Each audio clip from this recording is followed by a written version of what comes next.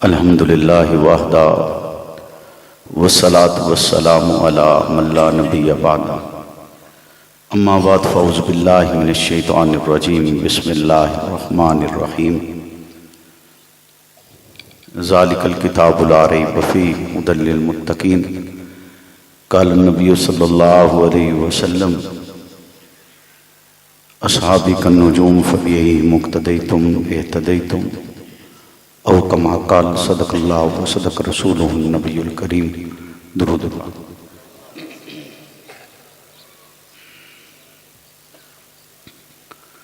اللہم صلی علی محمد معدن الجود والکرم منبع الحلم والحکم وآلہ وسلم۔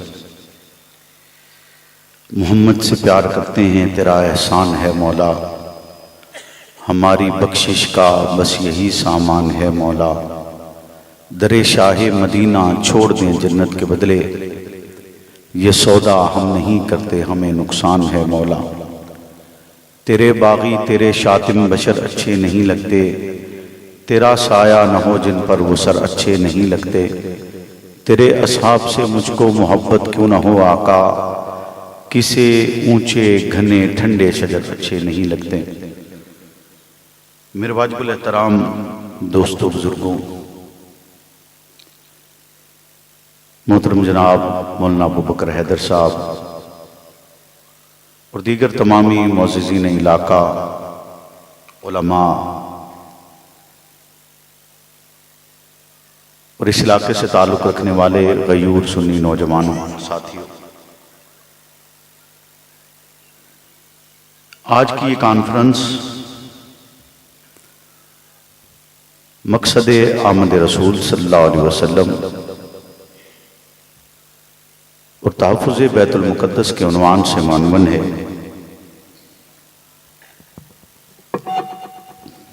اور مجھ سے قبل یقیناً آپ خطابات سے نہ صرف محظوظ ہوئے ہوں گے بلکہ آپ نے عنوان کے مطابق بہت کچھ سنا بھی ہوگا اور سیکھا بھی ہوگا۔ خلاق عالم سے دعا ہوں کہ وہ مجھے حق اور سچ کہنے کی توفیق عطا فرمائے، اور حق اور سچ کہنے کے بعد مجھے اور آپ کو اس پر عمل پیرا ہونے کی بھی توفیق عطا فرمائے۔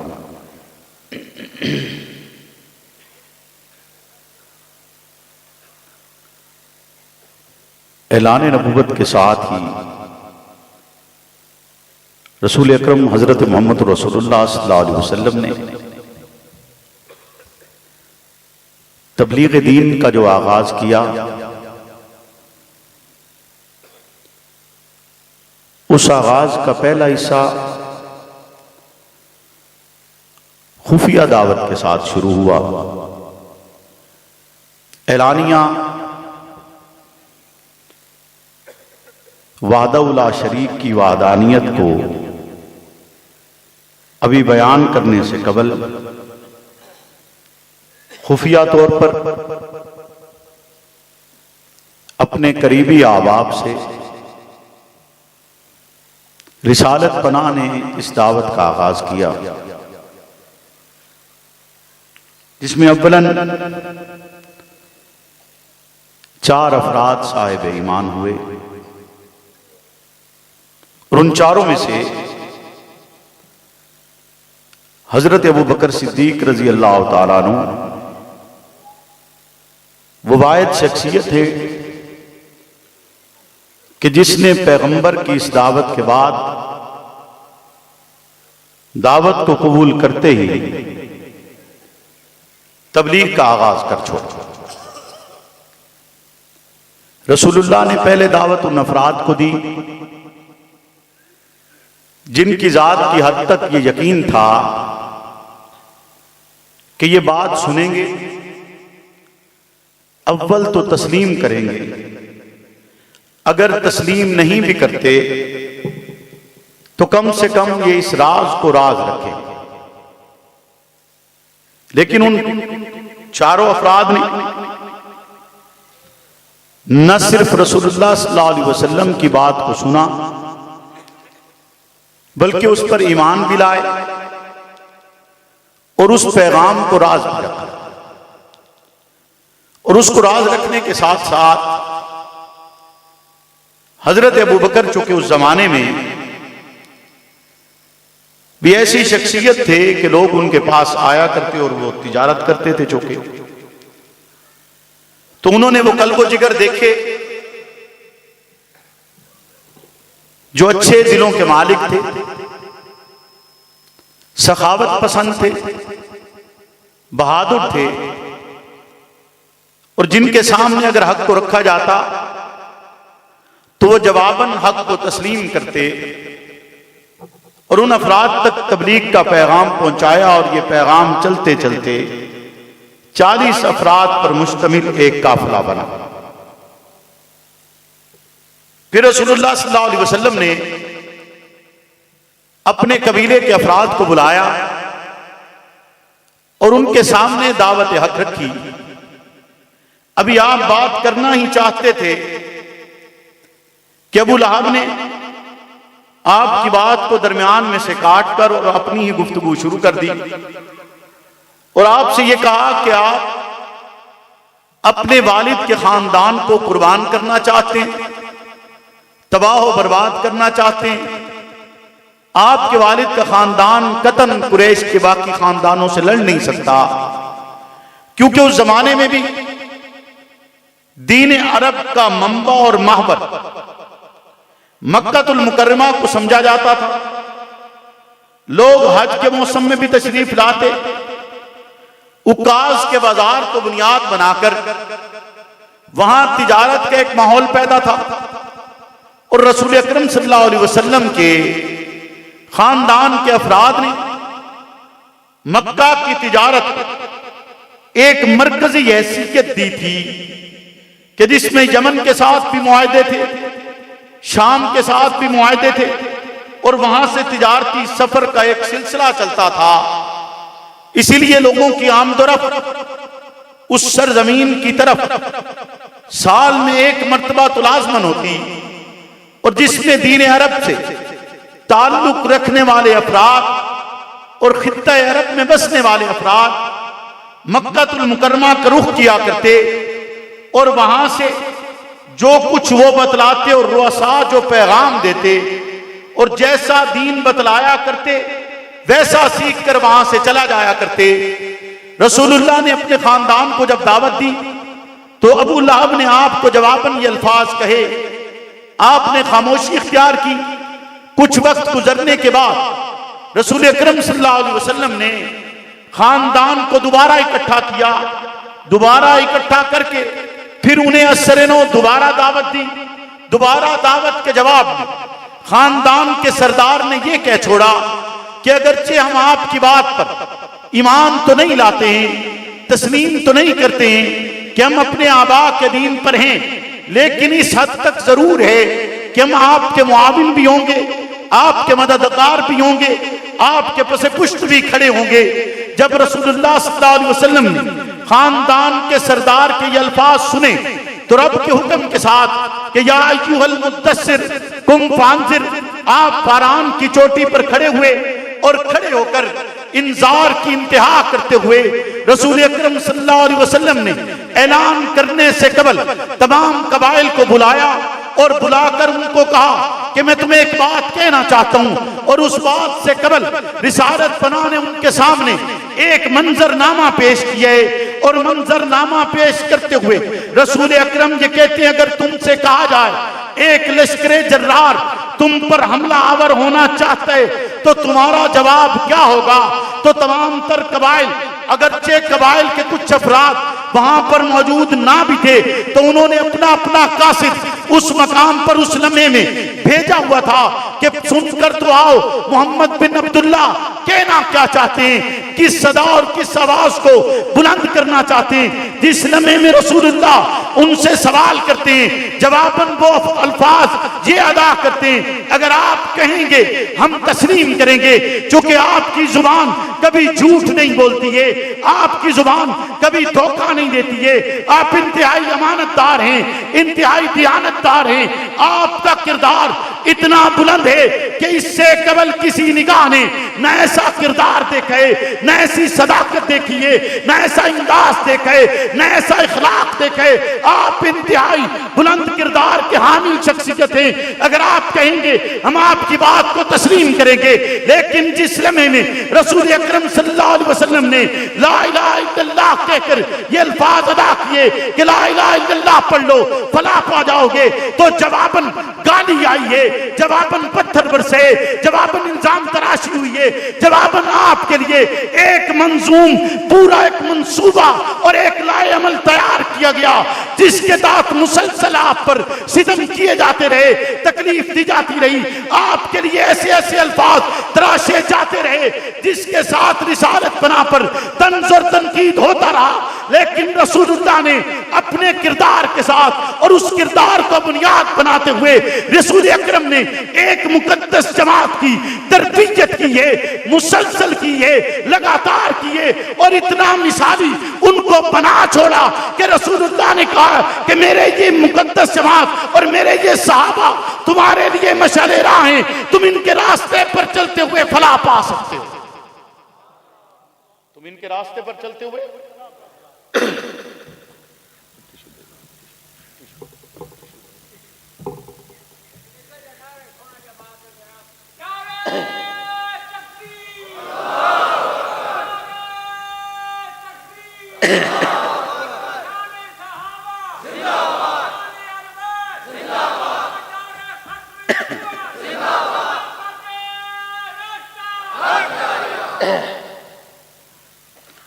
میرا چوکے تواڈے کول آمنا ہوا پہلی بار،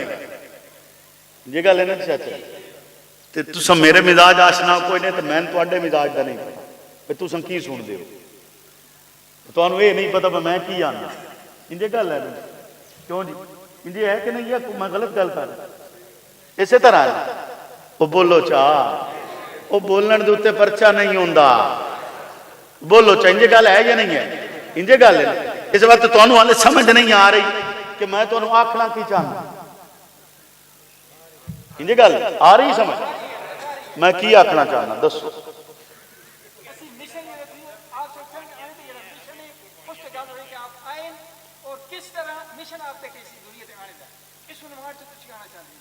نہیں میں اس تے نہیں آنا میں بابا جی میری گل ناراض نہ ہویا، میرے تسم بزرگ کو قابل احترام، لیکن ظاہری گل ہے جڑا میرے اندر ہے وہ میں جاننا نا، تسا تے نہیں جاننا، تسا تو وہ دسنا جڑا تانوں چند لفظاں تو سمجھ چاہ رہے، انجی گل میں مشن نہیں دسنا چاہتا، مشن ہو سکتا ہے تواڈے دسے ہوئے اشتہار دے عنوان تو میں شاید تھوڑا جو ہو سکتا ہے بدل جانا، لیکن میں مشن نہیں دسنا چاہتا، میں یہ دسنا چاہنا بس جس نے رسول اللہ نے اس مشن دا آغاز کیتا ہے کس بنیاد پہ کیتا، گل توجہ ہے کہ اس مشن دا آغاز کیتا ہے تو بنیاد کیا رسول اللہ دی بنیاد، بولو نا رسول اللہ دی بنیاد کیا جس نے آغاز کیتا ہے، جواباً تک گالی گلوچ آ رہی، ابو جہل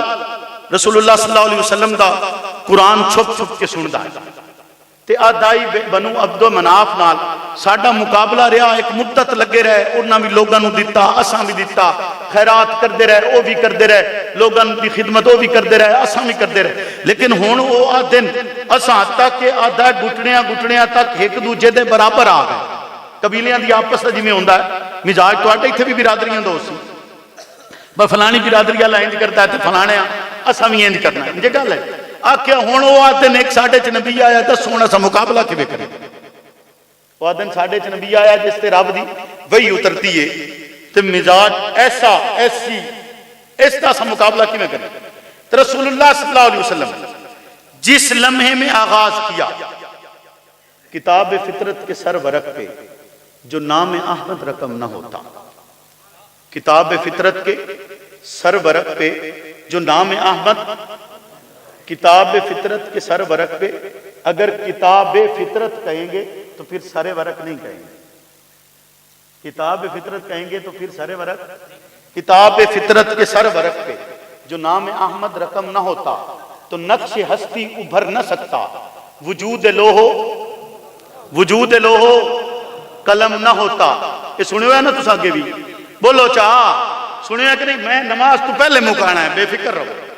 نماز ہالے ڈھیر سارا ٹائم پہ ہے، مغرب دے وقت تو پہلے پہلے انشاءاللہ اثر پڑھسائیں، دو میں نماز اپنے اپنے وقت تک پڑھسائیں، لیکن گل بھی تو سمجھاڑی ہے نا، توجہ ہے؟ بولو۔ کتاب فطرت کے سر ورق پہ جو نام احمد رقم نہ ہوتا تو نقش ہستی ابھر نہ سکتا، وجود لوح قلم نہ ہوتا، یعنی اگر محمد نہ آتے تو نقش ہستی یعنی کائنات نہ بنتی، محمد نہ آتے تو کائنات نہ بنتی، کچھ بھی نہ ہوتا،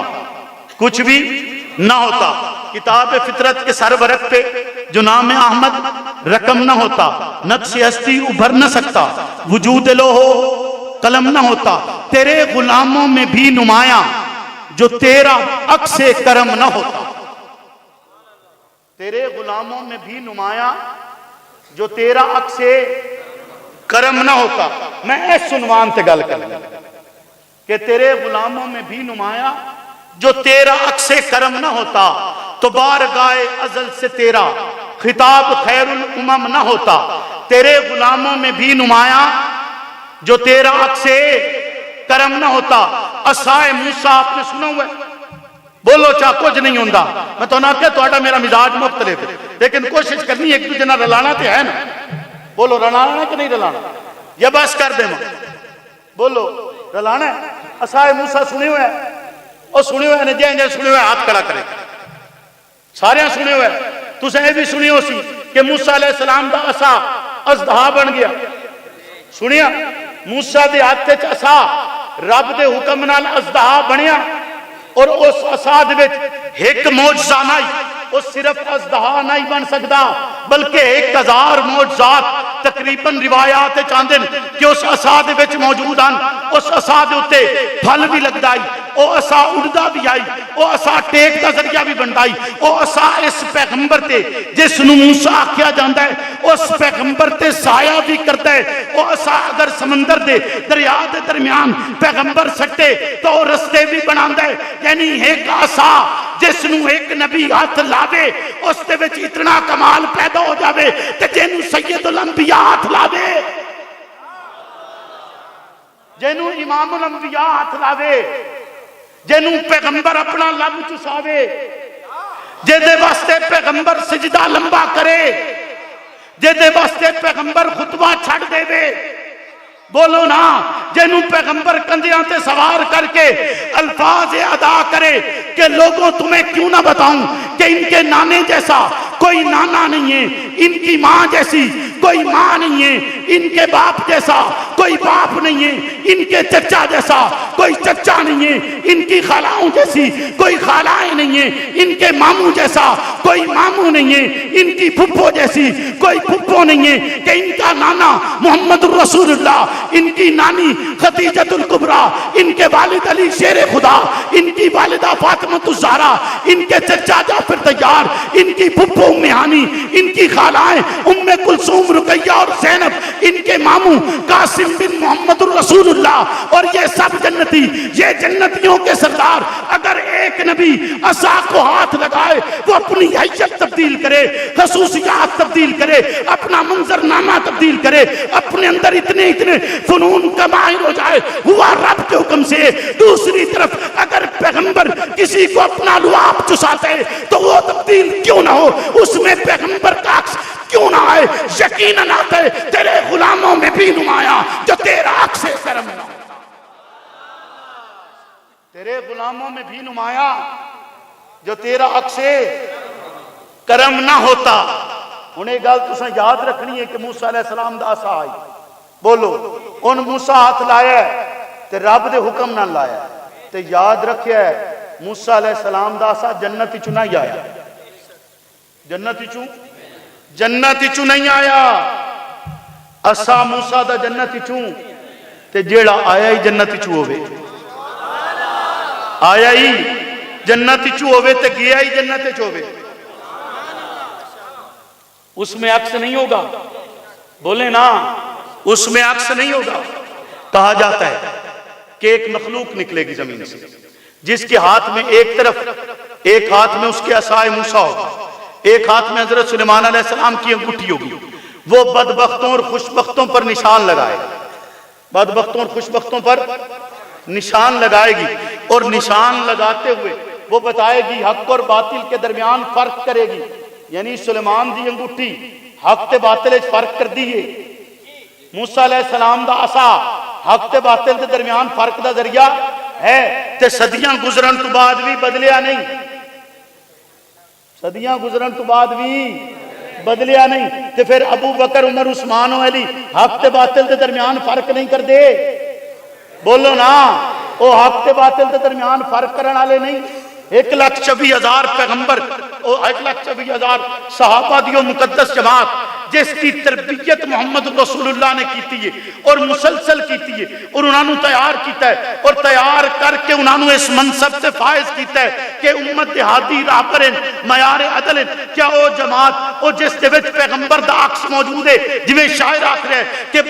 ازل سے تیرا خطاب خیر الامم نہ ہوتا, کہ آپ کو جو خطاب دیا گیا خیر الامم کا, یہ آپ کے پاس خطاب نہ ہوتا اگر آپ کے غلاموں میں آپ کا عکس نمایاں نہ ہوتا. آپ کے غلاموں میں آپ کا عکس نمایاں نہ ہوتا. ایک پیغمبر ایڑی رگڑتا ہے, زمین میں سے پانی نکلتا ہے, اور وہ اس کی ایڑی سے لگا. وہ اس کی ایڑی سے دو خصوصیات سمجھ لیجئے, یا یوں سمجھیے کہ پیغمبر کی ایڑی سے لگا تو اس میں یہ خصوصیت پیدا ہو گئی کہ وہ تبدیل بھی نہیں ہوتا, ذائقہ بھی نہیں بدلتا, بو بھی اس میں پیدا نہیں ہوتی, شفا کا ذریعہ بھی ہے. ایک طرف تو یہ معنی بھی بنتا ہے, دوسری طرف وہ پانی پاک ہی اتنا تھا کہ پیغمبر کی ایڑی سے لگا. پانی پاک ہی اتنا تھا کہ پیغمبر کی ایڑی سے لگا. پیغمبر کی ایڑی سے لگنے والا پانی پاک. کل سمجھے چاہ رہی کہ نہیں؟ پیغمبر کی ایڑی سے لگنے والا پانی پاک, اور جو وضحا کے مکھڑے پہ آئے, جو وضحا کے مکھڑے پہ آئے وہ پاک نہیں ہوگا. بولیے نا, جو سورج سے زیادہ چمکدار چہرے اقدس پر گرے وہ پاک نہیں ہوگا. یقیناً پاک ہے, کیونکہ تیرے غلاموں میں بھی نمایاں, بولو بولو, تیرے غلاموں میں بھی نمایاں جو تیرا عکس کرم نہ ہوتا. اور عکس ایسا کہ عمر بن خطاب کانپتی ہوئی زمین پر درہ مارتے, اور درہ مارتے ہوئے یہ نہیں کہتا زمین تو کانپتی کیوں ہے, کیا میں تجھے نہیں جانتی میں عمر بن خطاب ہوں, یہ نہیں کہتا میں خطاب کی اولاد ہوں, یہ نہیں کہتا میں مکہ کا سردار تھا اسلام میں بھی سردار ہوں, یہ نہیں کہتا میں جانشین پیغمبر ہوں, یہ نہیں کہتا میں جانشین رسول ہوں, یہ نہیں کہتا میں خلیفۃ الرسول ہوں, یہ نہیں کہتا میں 22 لاکھ مربع میل کا حکمران ہوں, بلکہ پیغمبر کے طریقے پر چلتے ہوئے جیسے فارام کی چوٹی پر کھڑے ہو کر رسول اکرم نے نسب نہیں بتایا, مقام نہیں بتایا, بلکہ رسالت پناہ نے اپنا کردار بتلائے کہ لوگوں بتاؤ تو صحیح تم نے مجھے پایا کیسے. جواب تھا صادق پائے, جواب تھا امانتدار پائے, جواب تھا دیانتدار پائے. رسول اکرم نے اسی کردار کی بنیاد بناتے ہوئے اپنی مقدس جماعت کی تربیت کی تھی. اسی لیے عمر بن خطاب نسب نہیں بتلاتا, یہ نہیں کہتا میں دعائے پیغمبر ہوں, بلکہ کہتا یہ زمین پر درہ مار کے زمین بتلا تو صحیح کہ عمر بن خطاب تیرے اوپر عدل نہیں کرتا. اسی لیے تو میں کہتا ہوں تیرے غلاموں میں بھی نمایاں جو تیرا عکس کرم, تیرے غلاموں میں بھی, بولو نا, جو تیرا عکس حضرت عمر بن خطاب حضرت ابو بکر کے بعد خلیفہ بنا. انجھے گل بدل تو نہیں رہا, میں کسی اور نو تو نہیں بنا رہا بھائی, گل سمجھے چاہ رہی کہ نہیں آ رہی, وہ کو نقطہ بھی سمجھے چاہ رہے تو انجھے میں بولی جا رہے. ہاں جی آندہ پیا اچھا ہاتھ چاہ کے دسو کیا آندہ پیا. میں نہیں پتہ نہیں کیوں لگتا پہ توڑا مجمع سکتو ہے, کیوں جی انجھے گل ہے یہ نہیں. بعض جگہ تو ایسا ہوندہ ہے, میں تو انہوں ساتھ دس, بعض جگہ تو بندہ تقریر کردہ ہے نا تے دل آتا ہے بندہ بول دا, بعض جگہ تو بندہ تقریر کردہ ہے تو انج لگتا ہے جی میں دل آتا ہے یار ہوں بس کر دی. میں تو انہوں سچی دستا, کئی جگہ تو میں پونے 2 گھنٹے بھی تقریر کی, پر تو آٹے کول تو بھائی میں سچی دستا پہ پتہ نہیں کہ رول ہے, شاید تو سا مولوی سنتے ڈیر ہو. یہ گل ہے نا یہ بھی ہو سکتا نا وہ بندہ مولوی ڈھیر سنتا ہوئے نا تو مڑو دی طبیعت تھوڑی جی بوجھل ہوندی اندے گل ہے تھوڑی طبیعت بوجھل ہے یا جاگتے پے ہو بولو نا حضرت عمر کے دے بعد خلیفہ بنے جی حضرت عمر کا زمانہ کیسا آئی کہ ایسا زمانہ بگر ایک عورت زیور پہن کر ایک کنارے سے دوسرے کنارے تک جائے تو اسے لوٹتا کوئی نہیں تھا ایسا ہی ہے نا بولے نا اور حضرت ابو بکر کا زمانہ کیسا تھا حضرت عمر کا زمانہ ایسا کہ زکوٰۃ لینے والا کوئی نہیں ملتا ابو بکر کا زمانہ کیسا تھا اگر ابو بکر زمین ہموار نہ کرتا یاد رکھیے 64 لاکھ مربع میل تک دین نہ پھیلتا زمین ہموار کیے کس نے حضرت ابو بکر نے حضرت عمر خلیفہ بنے جانشین بنے جانشین بن کر آپ کے گھر آئے گھر آ کر یہ کہا کیا کہ ابو بکر کا طرز کیا تھا زندگی کیسے گزارتے دیکھا ایک جگہ بستر ہے بستر کے اوپر دھوئیں کے نشانات ہیں پوچھا یہ دھوئیں کے نشانات کیوں ہیں پوچھا گھر والوں نے خاموشی اختیار کی کہا کہ نہیں مجھے بتاؤ میں ان کے بعد جانشین ہوں اور جانشین کی ذمہ داری ہوتی ہے کہ وہ ہر ایک بات کی تفتیش کرے پتا کرے کہ اس کا پیش رو کیسے زندگی گزارتا تھا پھر اس کے مطابق زندگی گزارے نہیں سمجھے اور نہیں سمجھے یا سمجھ رہے ہو جانشین کا تقاضا اور حق یہ ہوتا ہے اس کی ذمہ داری یہ ہوتی ہے کہا کہ جس لمحے سے رسول اکرم اس دنیا سے رخصت ہو گئے اس کے بعد سے ابو بکر کا جگر پیغمبر کی محبت میں جلتا تھا یہ اس جلنے کے نشانات ہیں اس کے بعد کہا روزانہ حلوے کی پلیٹ لے کر ابو بکر بازار میں جاتا ہے پتہ نہیں حلوہ کھلاتا کسے ہے حضرت عمر بھی حلوے کی پلیٹ لیتے ہیں کردار ویدا پیا کہ نہیں ویدا پیا بولنا جانشین دا کردار بھی دیکھ تے خلیفۃ الرسول دا کردار بھی دیکھ رہے ہیں کہ جانشین نو یہ پتہ لگا ہے کہ میرے تو پہلے آلا حلوے دی پلیٹ لے کے بازار جاندا ہے تے جانشین بھی حلوے دی پلیٹ لے کے بولو نا جانشین نو طریقہ بدلن دی اجازت نہیں ہوندی نہیں سمجھے میں آخیا نا تسا نہیں سمجھ ان گل ایک نہیں اور تسا کسی اور فکر اتنے نہیں بیٹھے جانشین نو طریقہ بدلن دی اجازت نہیں ہوندی او طریقہ بدل نہیں سکتا حلوے دی پلیٹ لئی حضرت عمر بن خطاب حلوے دی پلیٹ لے کے بازار وچ گئے سارا بازار چھان ماریا حلوہ کھاون والا نہیں لدا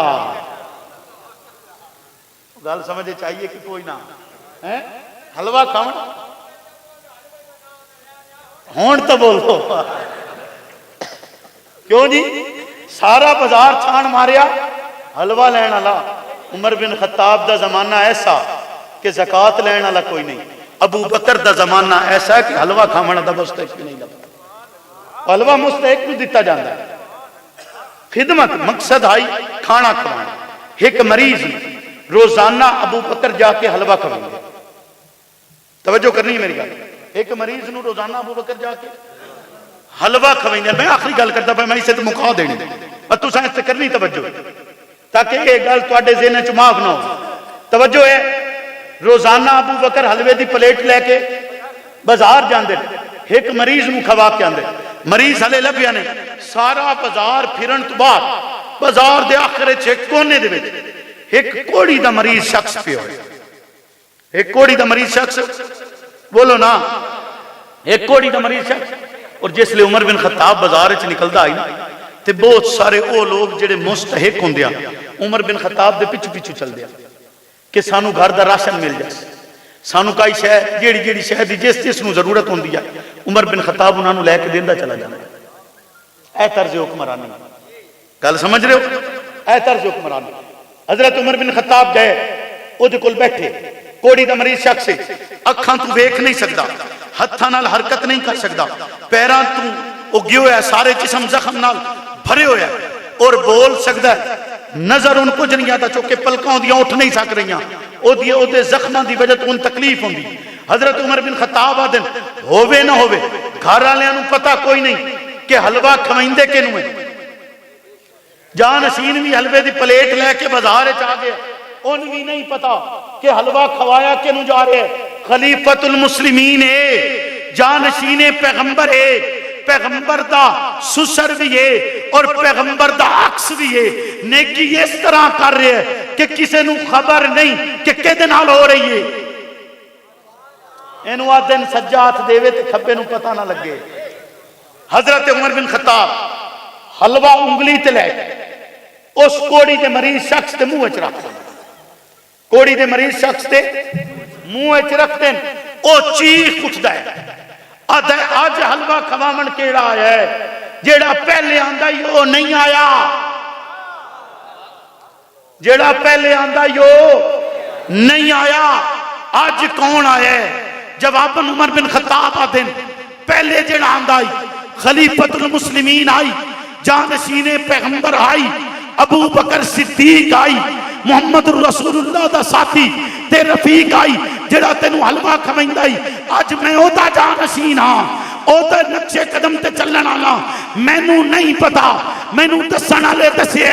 حلوے دی پلیٹ لے کے ابو بکر بازار نو جاندے، تیرے کول آیا، لگا ہے کہ تو ہی اسے جنوں ابو بکر حلوہ کھویندا سی، میں بھی کھوانا چاہے، مینوں پتا نہیں او تینوں کھواندا کیویں آئی، میں ایک تو پوچھے اس دسے ابو بکر حلوے دی پلیٹ لے کے ویندا ہی، تیرے تو پوچھنا چاہنا، تو دس ابو بکر تینوں حلوہ کھویندا کیویں آئی؟ جانشین ہوتے پوچھتے حلوہ لے کے جاندے ہن کہ نہ جاندے، کرتے کیاں ایتھے پوچھتے کہ جانشین اگر اس زمانے نو پایا نہیں، دیکھیا نہیں، حالات نہیں دیکھے، طرز نہیں دیکھیا، اس کا گزر بسر رہن سہن نہیں دیکھیا، گھر دی اندرونی زندگی تو آشنا نہیں ہویا، تے جانشین اس لمحے پوچھ دے تیرے نال نے کی ہوئی کیویں کرتا ہی؟ ابو بکر دسنا، جواب منو شخص آتے کوڑی دا مریض آتے، ابو بکر جس طرح مینو حلوہ کھویندا ہی، عمر دسن تو پہلے میری خواہش ہے تو مینو پہلے کلمہ پڑھا، میں پڑھنا چاہنا، پہلے مسلمان ہو سا، جو کہ میں تیری رعیت چراندے ہوئے صاحب ایمان تا نہیں ہاں، لیکن محمد دا خلیفہ، محمد دا جانثار، محمد دے نقشے قدم تے چلن والے نے میرا بھی حق ادا کیتا ہے، پہلے مینو کلمہ پڑھا، پھر میں تینوں دسنا ابو بکر مینو حلوہ کھویندا کیویں آئی؟ جس لئے او دستے یقین من جا، اگر تیرے سینے دے وچ دل ہو سی، تڑپ جاسی، تیرے ذہن دے وچ شعور ہو سی اور شعور جاگ جاسی، ابو بکر نے رحمت دی انتہا کیتی ہے، مرحمت دی انتہا کیتی ہے، ارحم امتی بھی امتی ابو بکر ہومن دا صحیح معنی درس دیتا ہے، اور شخص آتے جس لئے ابو بکر مینو حلوہ کھویندا ہی، اپنی زبان تے رکھ کے میری زبان تے رکھ